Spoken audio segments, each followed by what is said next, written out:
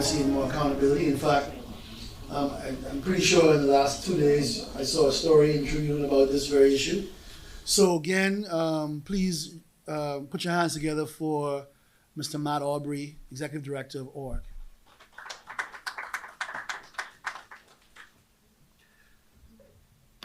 Good afternoon. First off, I just want to let's give recognition to Dr. Strong for putting this together, making sure that future democracy has a space, as well as the amazing roster of folks who are speaking today and throughout the week. It's quite daunting in many ways to follow the panel or the group of folks who were talking today, who all were rock stars in their own right. But I think it's also timely in terms of what we're going to talk about. And my concept is going to be talking about building trust and as it relates to ourselves in building democracy. I see the group that's here, and what's interesting is I think in some way or other, for most of you, I've worked side by side with you in some ways, so I'm feeling somewhat comfortable, and no one else is wearing a tie, so let me just orient to the group. All right, there it is. So the Organization for Responsible Governance is a not-for-profit registered here in the Bahamas.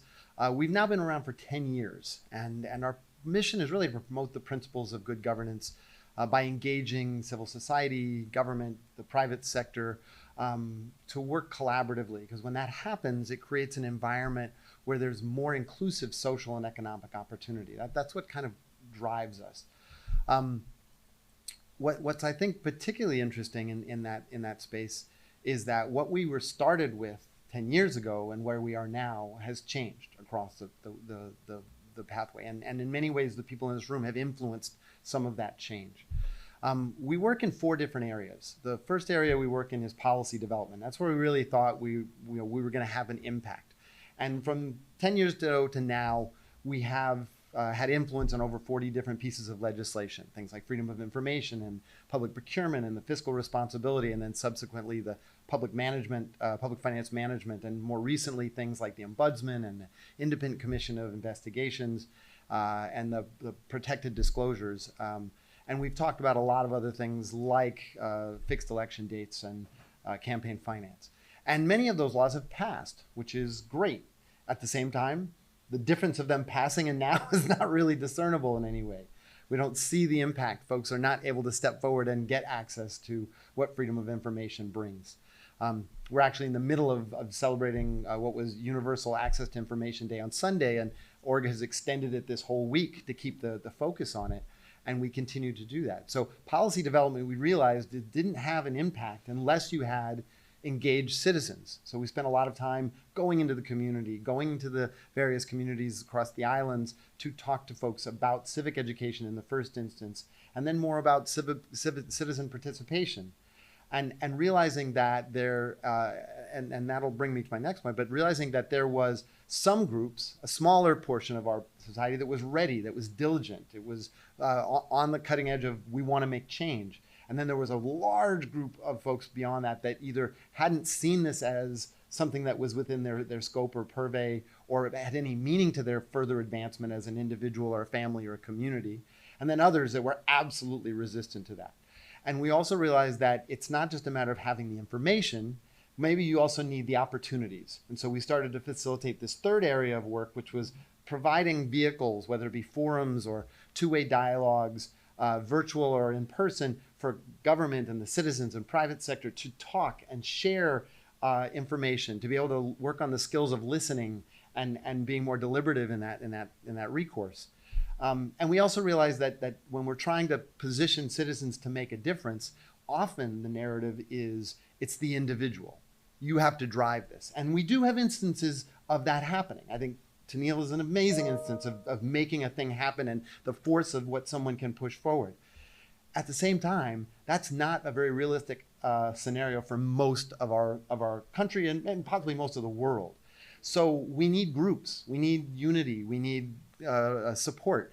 So our final area of work is building civil society groups to be able to be those vehicles, registered not-for-profit organizations that can be where people who are like-minded come together, because that creates a mechanism when we think about democracy to have this kind of, I don't know, tripart, quadrupart, whatever, multiple parts, where you see government not being the dominant component, but that the civil society and the private sector and academia and the media and the faith-based organizations all having a key role in coming forward with what are ultimately common goals, which are the prosperity of our country.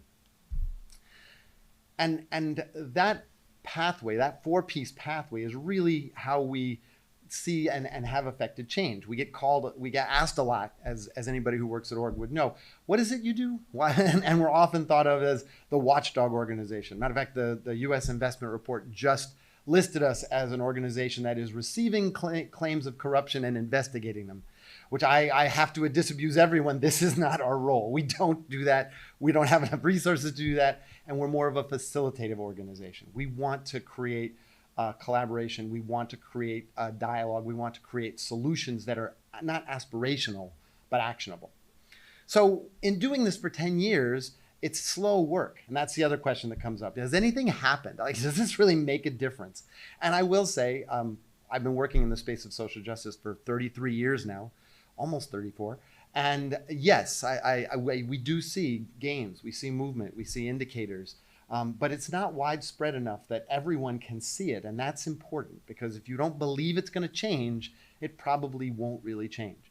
So it brought us, as we started to look at our work, to this concept of trust and talking about trust. And it was brought to us really in 2022 when the IDB did a study. I'll talk a little bit about it, but it basically outlined that in Latin American, Caribbean countries, trust in government was the lowest in the world. Most of that data was Spanish-speaking countries. And we had to then look a little further at our own existence, and I'll talk again about that. But it kind of hit a light for us that, in truth, trust is kind of like, it's like oil in a car. And I'm now going to reference fossil fuel cars, because Dr. Strawn's movie has now put us all off of buying our electric cars. But you can have all the mechanisms of the car lined up, designed, high-tech, ready to go. You can even fill the tank with that terrible gas. But if it doesn't have oil, it's not going to work. And I think today what struck me as I heard about Dr. Davis talking about these kind of world-changing solutions that have been created here, and COVID was only one of those, right? We think about sand dollar and the way that that's gotten international attention. We think about the solutions that came forward through the Food Distribution Task Force. We think about things that have come forward in different ways across the Bahamas that have been really amazing, but have not carried forward. Either they've stalled, they haven't been recognized, they haven't been scaled in many ways. You hear about the Brother Archer told us about the fact that we have lots of data in spaces. We do have data, right? Equality Bahamas, which I will acknowledge I have a not-for-profit crush on in terms of the work that they're doing, why isn't everybody running to this thing? How smart is this? How amazing that it's a 5-part process that you can come together and go from, I don't have a role, to modeling, do I have a role? I have a voice, and I've been able to articulate what that is. Why isn't that just, why aren't these seats filled? I know that was a storm and people didn't get here but why aren't people looking at this roster of what this week is? Why aren't there every elected official leader right here? Where are our private sector folks? Right here, right? This is about this is all the ingredients we have. When I first came to the Bahamas 11 years ago, and full disclosure, I'm here very selfishly because my wife is a beautiful Bahamian woman, and that's why I'm here initially. But I came with that premise that I'm from the States, I've done this work. People looked to me as if I had information, and it was specifically at that time working with folks with developmental disabilities. And I came with that premise that, well, they don't know what they're doing here. And the reality is, not only do we know what we're doing here, but we're doing it all over in different ways. And it just is that we're not scaling it. We're not connecting it. We're not moving out of our silos. We're not taking the step or giving the credit to others, the regardless of their affiliation or their ism or whatever whatever we think. And so, what's at the heart of that? What's preventing us from movement? To Don and Latino, violence is crucial in terms of movement, in terms of policy, but so is economic turmoil, right? New Zealand moved that way. Barbados and Jamaica and Trinidad had to do some of those things because the World Bank said, oh, by the way, yeah, if you want this money, this is what you have to do. We are in the midst of, on that same descent, can't we level the plane? Do we have to hit ground before it changes? I think the premise and that optimism that I talk about to us at org drives us to say, yes, we can. But there has to be an attention to what's that oil that is in the engine, because all the ingredients are there. And we believe it does lie in trust, right? We believe that this is something, you've heard it today in different ways. If it hasn't been overtly said, it was said underneath a lot of the concepts that we talk about. But it is the underpinning. It's the underpinning to believe that a system is fair and that can represent you and that it can work. And in the simplest instance, when you're a kid and you're playing with a group of people and you realize that that game is not fair and I can't win, you take your marbles and you go home. And that's what I think the challenge is. Trust gives individuals, citizens in this instance, the capacity to believe that they have agency, that self-determination can be a part of what this mechanism of making a choice, of using that feminist governance mandate to say, yeah, I have the strength. Because it's not like folks don't know what the problems are. People in Pinewood know what the problems are for Pinewood, right? people in Abaco, people in Andros rather, can tell you about the issues of banking. There's a great solution. Why are they not instantly taking that up? Because they don't trust the system. And not for just lack of their own issue, or their own capacity. It drives civic participation. It drives communities to be more resilient. Low trust ultimately leads to that disengagement. It leads to being unstable. It leads to and supports one of the mechanisms that we've talked about, this political polarization. When you don't feel like you have agency, in some ways, you're easily conscripted into a group that says, I'll fix it. Magically, I'll fix it in 5 years. And that becomes a very attractive thing because, and not to counter that, Latino, but I don't think it's blatant stupidity. I think it's that there's a level of crisis that makes it risky to let go of what you perceive as the status quo, which is ultimately deterioration, right? It doesn't stay at status quo. So am I willing to risk whatever I perceive in order to hold on to what I do? It keeps us in a space where you're easily attentive that somebody else is going to fix your problem. Or if they don't, you'll be angry, toss them out, and get the next person in that says, I'm going to fix your problem. And I think that narrative of it's on the individual to fix it, and they point to and celebrate, Dr. Davis talked about it, and I'm sure many of those folks who stood up at the UB commencement were saying, look at what I did. I took myself through, and through whatever pathway of resilience and success and family support that they had, they made it through. But that's the exception, unfortunately, and not the rule. And so keeping to support the narrative that you as an individual need to change the mechanism and you're the one can find your way in this murky space that we live in is hard and is defeating, and it leads to folks giving up their potential or recognizing that they have power. So this is not just us, though. In the world right now, Gaynell just left, but in the world right now, this is an issue across the world. It's been on a steady decline. COVID did nothing to help that, but it is pushed forward. It's been noted in research. The OECD has done that. IDB looked at their studies to understand what about cohesion and growth is being inhibited by lack of trust. But fundamentally, we see places like the US, and Chile, and Haiti, the political instability, and we're seeing things that are not manifesting a reflection of trust.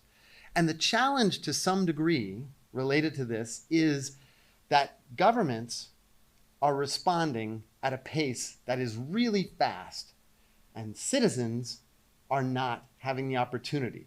That deliberative process of putting together the Feminist Governance Manifesto takes time. That natural step that Alicia spoke about of going from, I see a problem and it's going to be changed, and not spending time in the middle space has been put forward by these wonderful devices that also apparently are doing terrible things to the Democratic Republic of Congo. And our attention span has been summarily shortened. And governments have not only taken advantage of it, but in many ways, governments like ours that are vulnerable to external shocks play into that. Mia Motley talks about in the Bridgetown Agreement how the financial sectors, the financial structures are stacked against developing countries in the global south. That you're able to pay off your debts from World War II over 100 years, but we have to pay it off in 7 to 9. And by the way, the interest rate is twice of what, if not 3 times what anybody else has to do. So we're in a space where it is already stacked to prepare governments like ours to have to fast track stuff without it necessarily reflecting that. And it supports the view, I think, that the global south is under the gun in many ways for lots of reasons, some intentional and some that are just a process of the system as it continues to roll down the hill. SIDS have lost $153 billion from things like weather and climate and water-related hazards. All the flooding that just happened, did those winds even get more than 50 miles an hour? Think about what that was here. Think about if we had a hurricane here, what that means. We're wholly unprepared, but the damage that it meant to individuals at the lowest level of our socioeconomic scale is tremendously devastating, right? A large business that incurs that and has insurance is going to recover in a different way than those folks that are living paycheck to paycheck, don't have any insurance, and matter of fact, expect that half their stuff's going to get washed away every time there's a flood. Like, that is huge. You're driving around in our little Japanese marsh cars and you hit a pothole, that could be your whole month in terms of having to repair it or take care of that versus, those that can, keep moving forward. So it continues to separate this level of wealth inequity that we see. And it's not, again, just here. So it tells you, though, that with that loss, with those economic challenges, with the potential of violence that comes forward, that we need to pay attention to this issue of trust. We have to. If all these things we're talking about, the brilliant use of our time and our resources, is not going to go anywhere, we've got to do something to figure out how we can put oil in the car. We looked at it here, as I said, and what we did find, and we as a not-for-profit, we depend upon funds we can get. So we found a little bit of funds. We did a little bit of work. We didn't have the chance to do this as robustly as, say, the IDB. But we went into islands. I think we went into 5 different islands, right? This was led by Aubry Wells, who, if you haven't met her, our senior manager of outreach, is a rock star in her own right.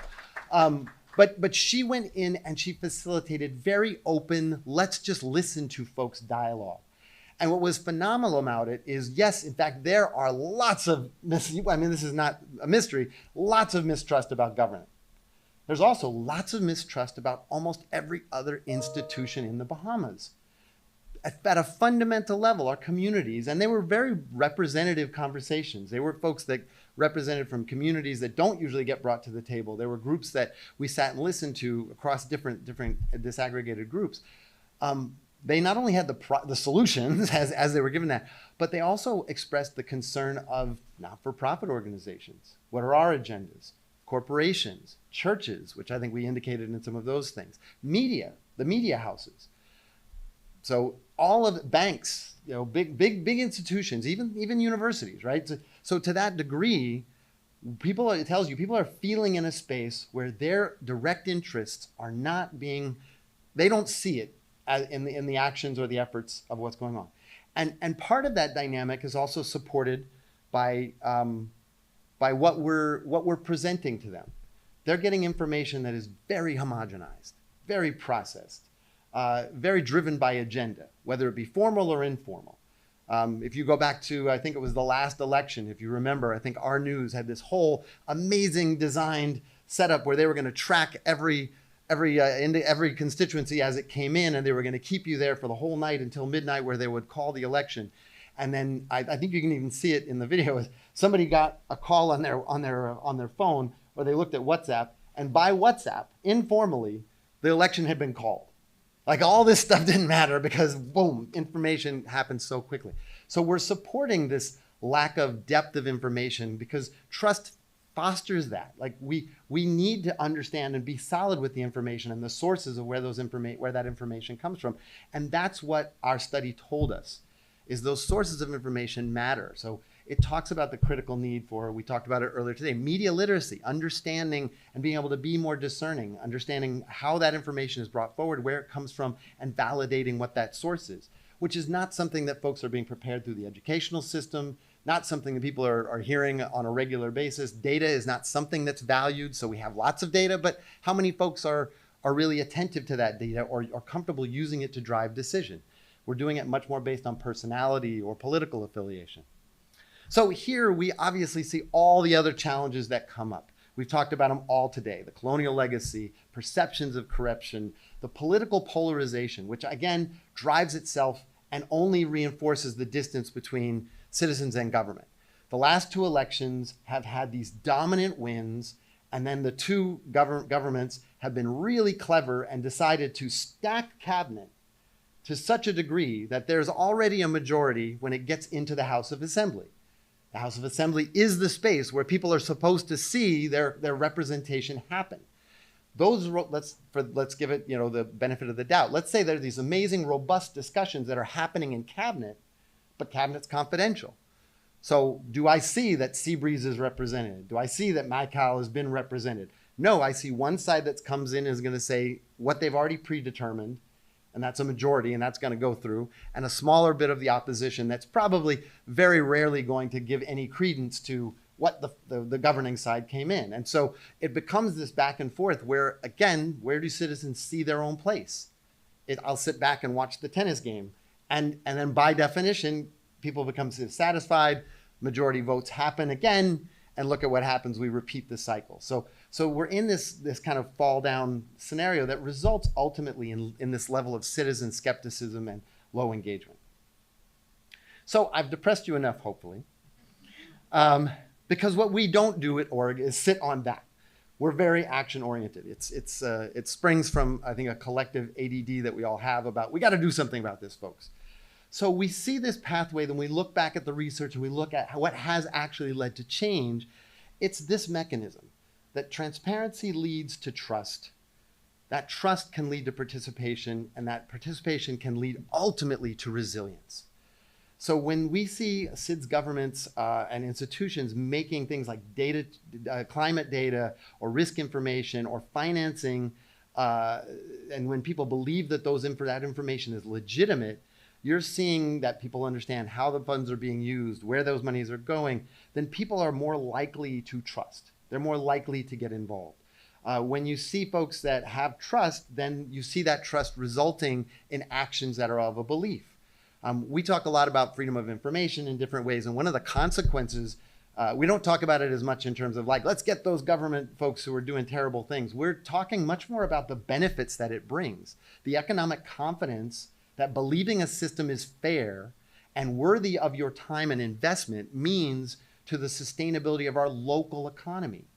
You're a small businessman and you see a contract from government. If you don't believe that it's worth my time to make that bid or to scale up or take a loan and invest to scale up my business, then I'm going to sit down until I see the circumstances are favorable. And that's going to mean a loss of money. That's going to mean a loss of sustainability. Research says that when you go through hurricanes and external shocks, those businesses that have the investment mindset, that are confident, that are looking to grow, they're better able to deal with those resistance. They're better able to stabilize the local communities like our family islands. So there's a value. And then once that participation happens, you see resilience. We just saw in an instance a little flicker of what we remember 5 years ago, and I think we all had a little bit of a trauma response. But if we go back to Dorian, how many people didn't want to evacuate? When we go to the amazing digital vaccination solutions, as you said, people didn't trust that if I show up, that's really the time. So if I'm not going to believe the system, I'm going to game the system. I'm going to get around the system. I'm going to make up my own system. I'm going to find my way through it. And that level of corruption deteriorates conditions, circumstances, reinforces that if you pay, then you can play. And it also has a subsequent backside where more folks become despondent and disengaged. And unfortunately, that happens most proportionately with those folks who have been historically marginalized. They're the most impacted. They're also the most risk in that process of trying to get involved. So what do we look at for this? We looked at they're giving skills, giving people the capacity, because we can't say trust your government when government continues to do things that are not trustworthy. We have opaque governance. We're challenged by freedom of information. We've heard indications from lots of administrations that this is not really a priority or that transparency is used in a very limited way. At the same time, we've made huge advances. The digitization of our government services, the ability to access information that's budgetary information, financial information, is pretty substantial in many ways. We have procurement opportunities that we didn't have before. We don't have all of those, but we have some. But there still is this hesitancy to engage because you still believe, I'm waiting for that other shoe to drop. Is this really going to happen? I really don't know. I'm just waiting for the next group to get in and then something else will change. So we need to build skills. And so what we've seen in the world is that things like inclusive participatory budgeting does build trust. When people understand the mechanism of how government moves, the money, then they can start to build at least trust in the system or at least make their own determination as to the value of information that comes out. Your politician says blank and you can go find out, does that really matter? So I love the fact that the governance mandate will have monitoring evaluation because we said this is what we want. Let's check in on it. So Tennille, to your point, that's a pathway, right? That's arming people to be aware of the system, to be able to engage with the system, to give them the tools and skills, prepares them to be better at discerning so that I can at least establish a level of trust that is based on what is really there. It also shows a bit of agency. When you start to feel like, oh, I do understand this system, you're more likely to participate. When you do see more participatory processes, you start to see the reduction of polarization. One of the challenges that I think, and we pointed to earlier before, we pointed to Arab Spring. We're talking about the Nepal protests that are happening right now. Go back to ourselves when we talked about We March. Flashes happened, no sustainability. You go to Egypt now, and the conditions from people who, you talk to an Egyptian, you talk to a Tunisian, they're saying it's basically the same thing as what it was. The folks in Bangladesh just turned over, but there's still the same levels of concern. The people in Nepal, at a certain point, when you ask people on the street, what are we protesting about? They're not really sure. It's like, what's the next step? Those things can happen and you can see upheaval, but where's the sustainability? I will tell you, governments have gotten really good at how to figure this thing out, whereas citizens are not being prepared and given that opportunity. So we have to think about how we facilitate that level of participation in a way that it can sustain. Not flash in a pan, not just driven on anger, not just driven on upheaval, because those things will go away and the same systems and probably the same people in some way will come back and replace that. We've seen in disasters, I'm glad we pointed that out, disasters here do start to indicate our potential. All of a sudden, the government's on a back foot. What happens? Odyssey blooms and there's something there. And then this group starts to do food distribution. In Grand Bahama, the Church of God of Prophecy of Pinedale steps up and out of nowhere becomes a center for that community to be safe. There's lots of that happens. A couple weeks later, things start to disintegrate into whatever it is, but it indicates that we can and do have the potential for that. And so those movements, particularly not happening from government, are indicators that they can be places that start to build and foster those gaps of trust and be environments where folks will be more likely to provide. In our study, we saw that private sector and civil society can be and build trust and consistency and validity by showing their results, by being transparent themselves. We're working a lot in our mechanisms to show how those things how those not-for-profit organizations can be as impactful and sustainable. But where we do see the impact, although a lot of our not-for-profits are small and volunteer-based, when you then go look at their beneficiaries, over 60% say their lives have been significantly changed by those organizations. Over 60% of folks say they're perfectly happy with what the work was doing. So these groups may not have infrastructure, they may not have funding, they may have been coming out of their own pocket. There might be two of them across the street that are doing the exact same thing, but there's a potential there. And so that tells us there's opportunity. So the call to action that we see that comes from our research and what's happening across the world is that we need citizens to engage and call for that transparency. We have been advocating for 10 years for freedom of information. I will say right now, I don't think org is the one going to get this thing over the line. I think Bahamians are the one going to get this thing over the line. I think communities, I think people reaching out directly to those that they vote. I think we will be a part of any group and any grouping to move different initiatives, but I don't think that in our circumstance that one organization is going to be the determinant, and we don't want it to be, because org could go away, and then who maintains it? So we need to build citizens in terms of their strength to engage and call for transparency. We need the government to embrace a more apolitical accountability, and that those two are linked, right? We need to think that there's fairness and importance. Some of that will come from external pressures. We just saw the U.S. investment report, which again, how much you take that one way or the other, calling out all the things we haven't done in the area of anti-corruption. It's being noted, so maybe that works for us. You're seeing that civil society can bridge that community trust gap, and that the private sector can invest in those community level efforts. We talk about, I'm going back to Rise Bahamas. Rise Bahamas, in talking about local government, made the most convincing argument about what it could bring. Well, where were those private sector businesses that know that they would be get an advantage by investing? We haven't built that philanthropic culture yet. We haven't shown that level of impact. So we do something with it here. We have an arc of where we see building trust can go with us. The first and foremost is evidence-based understanding, where we're looking to factually understand where are we, what fundamental level are we at, so whether it be looking at the IDB study, whether it be looking at things that UB or the government public policy has been doing. Leslie Archer did some work on values here in the Bahamas, finding out where we actually are with some level of comfort to say, okay, this is what we know. Then starting to word and built on not only the skills of civic engagement, but the practice of civic engagement. And we need to make it safe and meaningful. We don't have a standardized mechanism for public consultation in the country. So it happens sporadically. And when things happen sporadically, that's the results you get. Those folks that are angry about that very specific thing show up and they say blah, blah, blah, and people aren't really regarded, and not a lot of changes have happened for those of you who are pushing the gender-based violence bill. And then you get frustrated and say, and you throw your hands up and walk away. That's not the mechanism we want. We don't want it to be when you first step up, that's what you're going to deal with. We have to make it safe.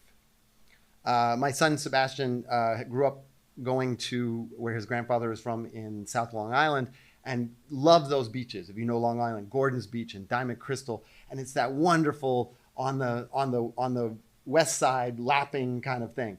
And then at about 10 years old, he decided he wanted to go and try the other side, the Atlantic side, and got hit with one of those waves and just knocked tumbling out. And he's not going that side again until he's feeling much more comfortable. That can't be the circumstance we put our citizens through in terms of trying to rebuild trust. We have to be formative and progressive and give safe and meaningful opportunities for folks to grow their capacity. We need to then start to highlight and teach value in those civil society organizations, those community-based organizations, those registered not-for-profits, those faith-based organizations that are doing social justice work. I don't think we know what that really means collectively. I don't know that our sector knows what that means collectively. We need to then also start to facilitate very visible and intentional collaborative government citizen action. And then we need to maintain that there's sustained follow-up and iterative improvement. So it's not after the fact, or it's not based on political agenda. So in doing this, we see that there are different indicators, things we've been working on, different things that are happening, not only from us, but from others. And I'll talk about some of these, but under the evidence-based, we see the IDB Trust research, the Public Trust Report, a number of other local reports that are available, regional. Under civic engagement, we see things that are like civic programming at the community level, voter education. On the civil society visibility, we have indicators. So there's lots of things that potentially could go, but we could be, if we collectively work off this, we could, that list could go down to the floor and beyond. We're not aware of all the things that are doing. So sharing information and crossing those streams and getting out of the silos are essential. I'm excited to say that I am going to the first National Development Plan Steering Committee on Friday So hopefully that becomes a vehicle that we can kind of re-engage that helps us to keep on a pathway that is resistant to 5-year swings. But we know what's happened before, so we have to see and what that means. We can't just leave it at that. So our response at org has been developing programs. And often you'll see us talking about a program, and I will say it's on us to say we haven't always made the sequence clear as to why we do what or what it's there for.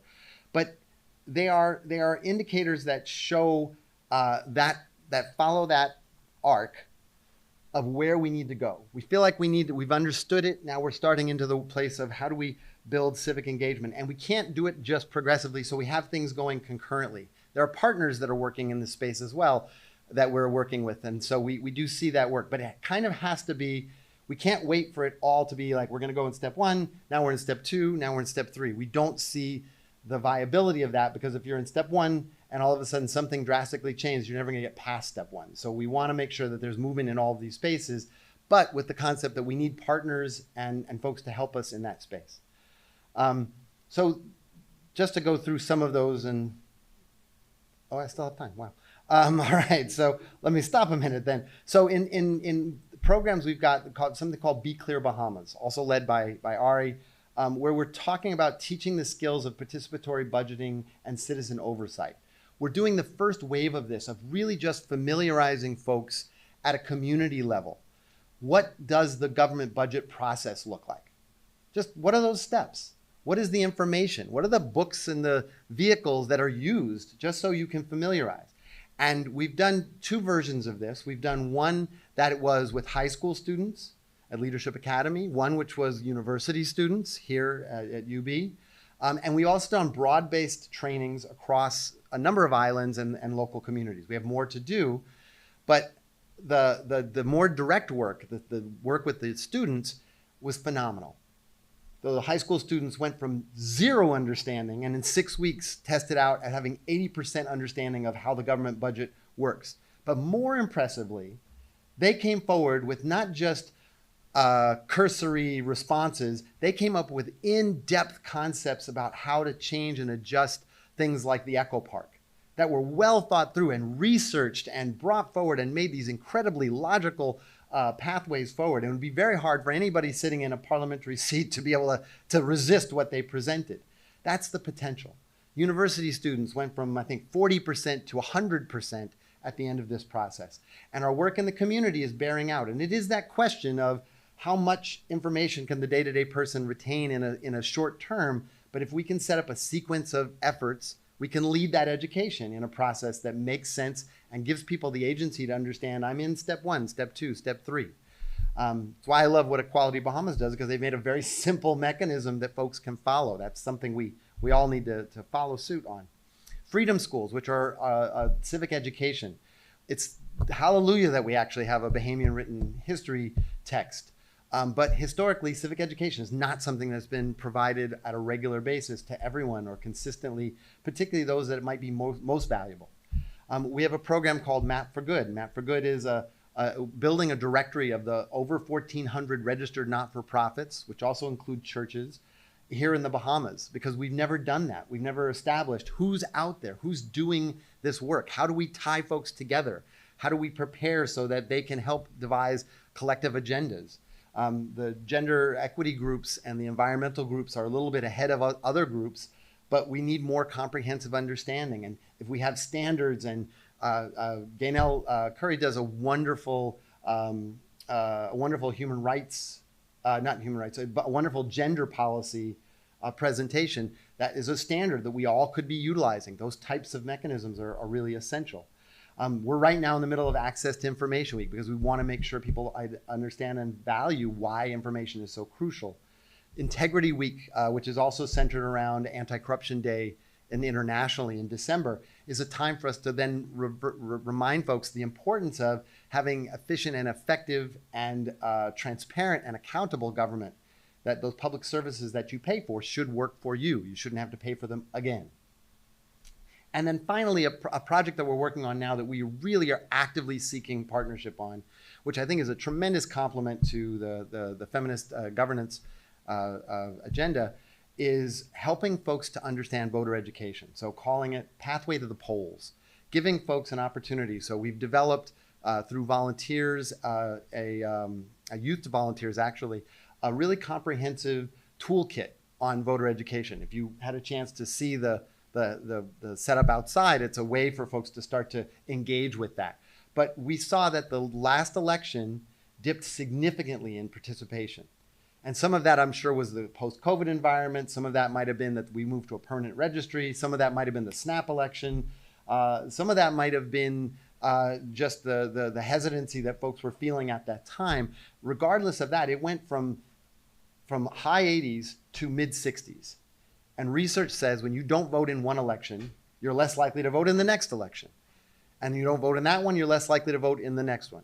So subsequently, what that means is a smaller group of folks actually having a say as to who gets in power, hence potentially a smaller group of interests being represented in that mechanism. So that's a crucial part of participation. That also is one of those efforts that we can't take for granted.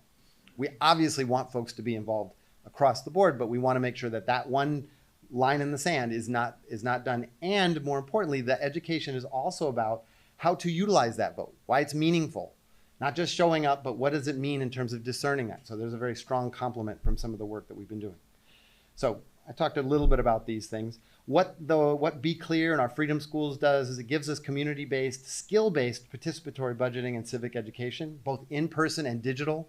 All of our resources are available on our website for free.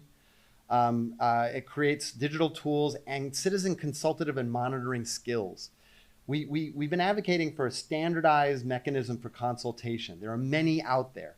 Things that queue up policies or developments that are coming forward that follow a same space, that you can go to a central location, that you get in the regular habit. You don't have to go to a town hall. You can look at online, or you can choose to go to a town hall when it is. But they have a pathway where there's a green paper that then informs a white paper that then is released to the public for consultation for a standard period of time that then can now be brought forward and utilized instead of something that's been crafted, signed off by cabinet, talked about, debated, and now brought forward. And for 2 weeks, people have the ability to somehow chip away at what's already been carved. It's a very different process.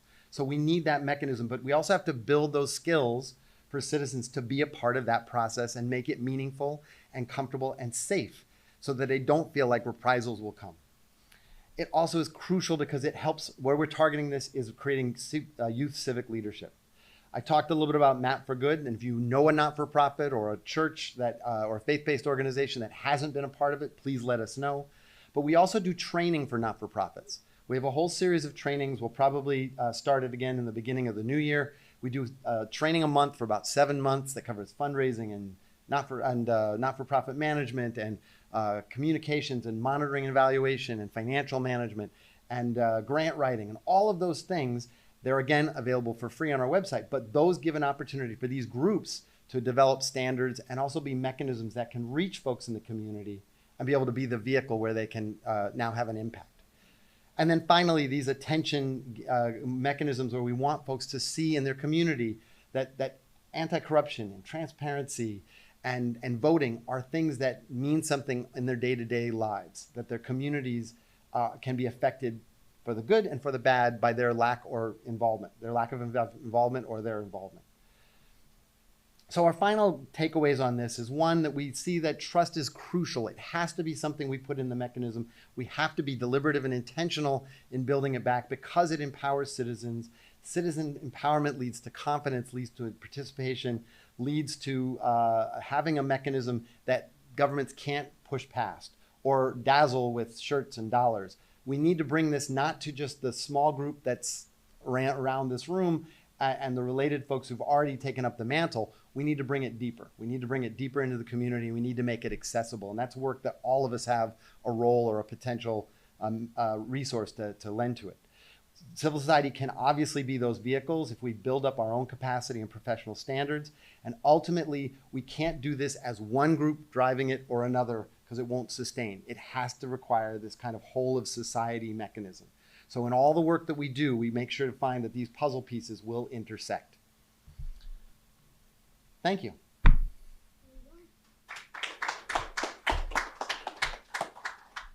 So we have time for a couple questions.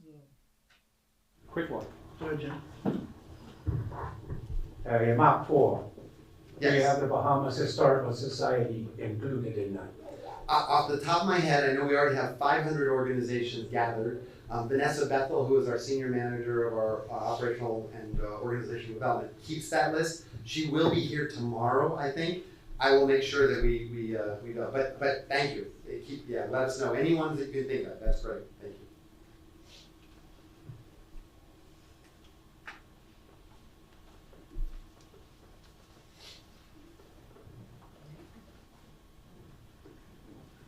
So, I have a question. I'm trying to figure out how to frame this so it doesn't sound cheeky. Sound as cheeky as you like. We're all friends here.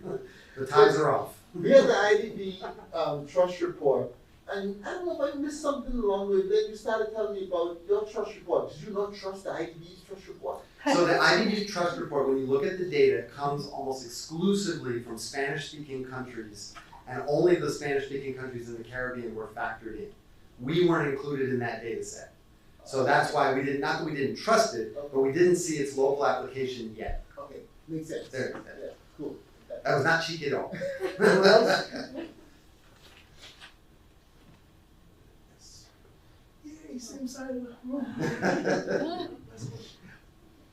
I know you touched on this, and I know that you've told me the answer before, but remind me.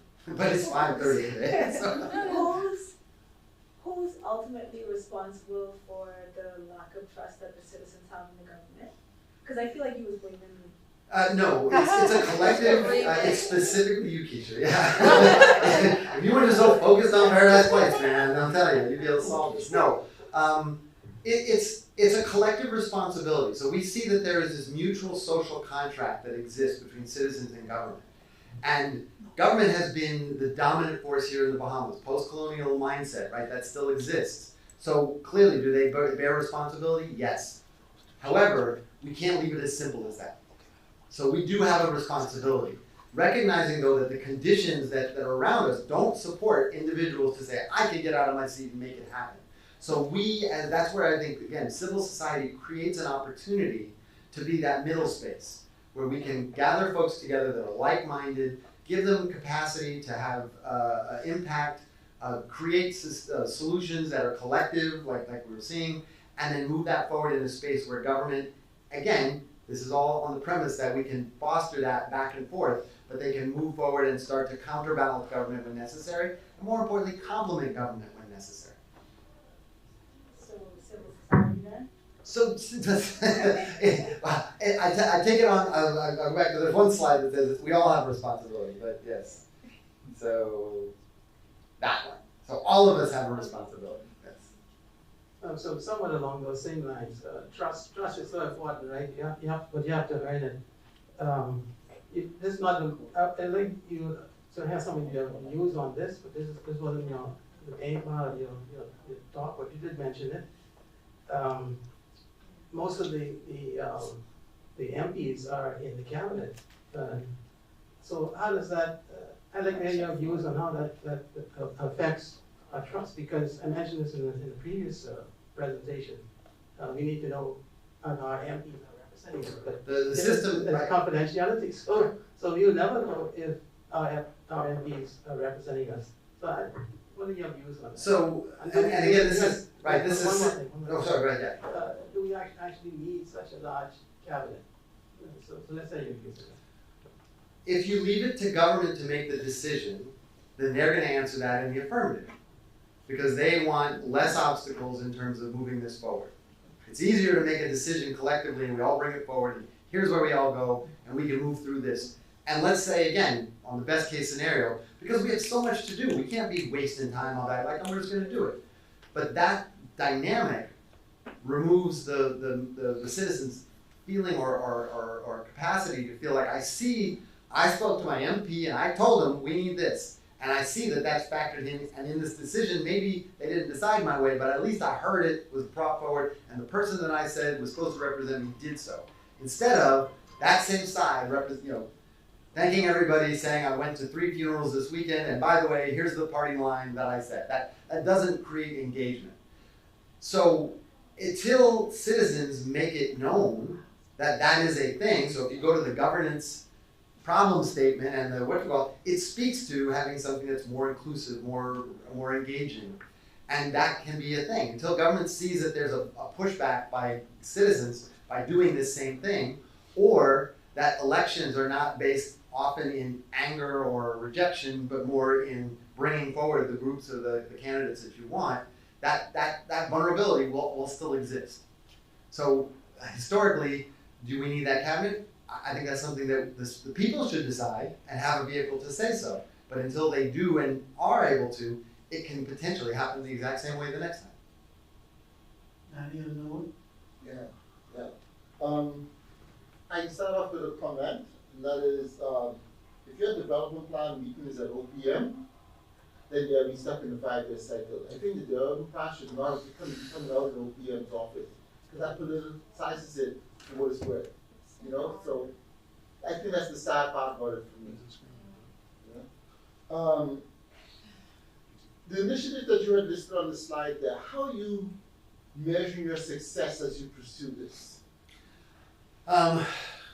It's a great question. Your comment, I will say, ultimately the last one came out of the OPM, and that was potentially a strength and also a liability. And I think that the same potentially exists here. So, you know, we'll take the opportunity, and if we're optimistic, you know, then we move in that space. Our monitoring and our evaluation. So most of our funding comes from foundations or other organizations that fund us to do projects. Usually in those projects, there's a requirement for reporting against what those mechanisms are. 2 years ago, the Commonwealth Foundation made some capacity building funding available, and we were able to carve out a strategic plan. As you can imagine, governance means you can be involved in everything, and we kind of were, right? We were just like you. Most of COVID time, I was doing 18 different things in different ways, and it had nothing to do specifically with our mandate.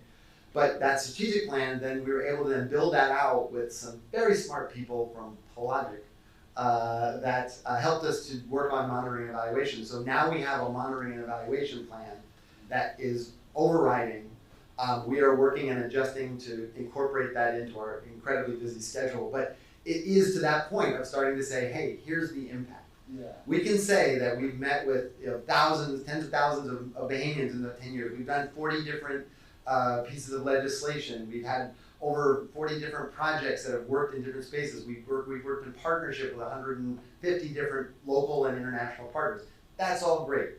But the person on the ground, what does that mean to them? And they have more opportunity. Is freedom of information in place? Is anti-corruption less of a risk? We have to put that forward because those numbers and that impact will make I think will make a difference on the ground, or at least to the audience that's looking at us and ready to say, does this matter? Has this happened?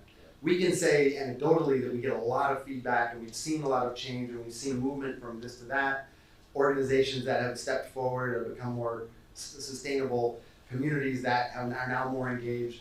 All of that's great anecdotally, but it's hard you don't want to cherry pick in that way because it doesn't create transparency. Last question, we have to move on. Professor Stevenson? Thank you. Trying to choose which question to ask. Choose the cheeky one. Okay, the cheeky one. This is both personal, but also I think it is practical. So how do you keep your confidence and optimism in this moment of global nihilism? And that's linked to this other follow-up. Okay. And that is your model is incredibly rational, right? How do you factor in the irrational? Mm-hmm. The fact that we're all working out a collective unconscious type of mode of being, and we all have trauma to deal with. How are you dealing with the psychological aspect as a factor of trust? Right. And that relates to obviously how you're dealing with it personally. Right. So personally, I worked for about 20 years. I'm a social worker by my degree, CSW, and I orient myself into systems theory, and that's how I always thought, and that's part of it. But I worked for about 20 years working with folks with developmental disabilities, those who have been brought from institutional settings or hidden in families' basements to coming into communities. And my job for 10 of those years was helping those folks to integrate into communities, to take benefit of the things that we all take for granted. And then the second 10 years was working in spaces where going internationally and helping people to start to see this in different cultures and contexts. And what that orients you to is being very attentive to micro successes. So a person learns to tie their shoes, and it might take 8 months. They learn to cross the street. They learn to do this. They learn to get a job. They learn to have a friend. They learn to communicate. They're working with somebody with autism, and they learn to manage their social interactions. It may take a long time, but that doesn't mean progress and growth isn't there. So myself, I'm tuned to that. And in my being here, I've seen those micro growths. I've seen those indicators. I've seen them go throughout. Not everybody sees the world through my little glasses, but that's the pathway. For us, we're finding in many ways that the opportunity now exists because of the overall trauma-based mindset that optimism is powerful. Results and skills are empowering. We've got an environment that leads towards the don't do anything and stay in your lane and disincentivizes folks from breaking forward. But when we give them something that they can now claim as their own, it opens up the aha moment. I go to the grocery store, I go to the pharmacy, I go to the park with my son, and people come up to me all the time and say, keep doing what you're doing. And yeah, that's great, and we want freedom of information. We went out to the community last spring after hearing from on high that freedom of information didn't matter to anybody. We went to 5 different islands and we talked to folks in those communities, and they all talked about the fact that the things they want are what freedom of information and the ombudsman and those types of legislations can bring forward. They weren't sure how to deal with that or what to do with it, but the fact that we listened to them brought power, brought interest. We've got to sustain it. We've got to build partnerships. We've got to engage folks so that they don't see this as a one-off. As you know, going to the Family Islands is a really expensive endeavor, so we try and get all as often as we can, but it's hard to make that continuity. So there are lots of challenges. But when we do show a movement, because of the environment, I think there's a lot of potential response. And the reality is, not everybody's going to respond. I'll close with the Margaret Mead quote, right? You know, don't doubt that a small, dedicated group of people will change the world. It's the only thing that ever has. We just need to get that group together here. Thank you so very much.